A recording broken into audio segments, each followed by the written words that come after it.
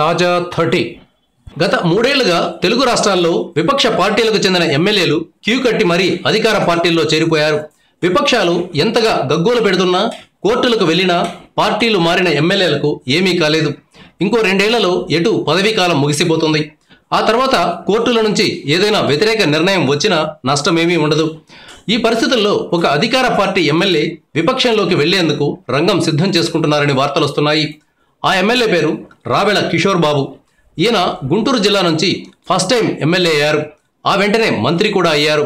4-5 సార్లు ఎమ్మెల్యేగా గెలిచిన మంత్రి పదవి రాని పరిస్థితులుంటే రావెల మాత్రం దళిత కార్డు వాడుకుని ఫస్ట్ టైం మంత్రి అయిపోయారు. వెంటనే పెద్ద పెద్ద పదవులు రావడంతో రావెల ఆకాశంలో విహరించారు. తానేం చేసినా ఏం కాదనే స్థితిలోకి వెళ్ళిపోయారు.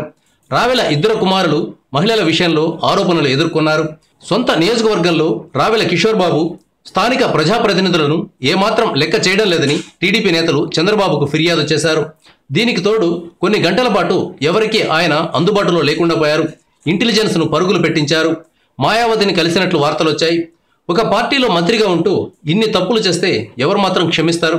చంద్రబాబు రావెలను మంత్రివర్గం నుంచి తొలగించి ఆ స్థానంలో మరో దళిత ఎమ్మెల్యేని మంత్రిని చేశారు. దీంతో రావెల ఇప్పుడు చంద్రబాబు మీద మండిపడుతున్నారు.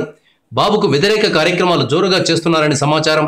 చంద్రబాబు మీద విరుచుకుపడుతున్న మందకృష్ణ మాదిగతో కలిసి బాబుకు వ్యతిరేకంగా గుంటూరులో పెద్ద మీటింగ్ పెట్టేందుకు ప్రయత్నిస్తున్నట్లు సమాచారం. ఈ నేపథ్యంలో రావెల పార్టీ మారతారని వార్తలు వస్తున్నాయి.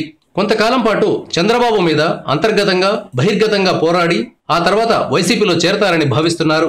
తెర వెనుక ప్రత్తిపాడు నియోజకవర్గంలో వైసీపీ క్యాడర్తో కలిసి పనిచేస్తున్నారని రాజకీయ వర్గాల్లో ప్రచారం జరుగుతోంది.